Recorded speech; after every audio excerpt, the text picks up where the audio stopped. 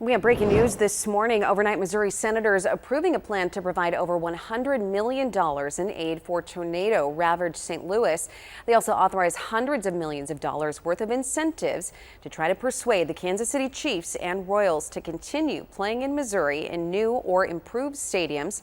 Lawmakers are acting with urgency in a special session because the pro sports teams face an end of June deadline to accept a competing offer from Kansas, while residents in St. Louis are struggling to recover from May storms that caused an estimated $1.6 billion in damage.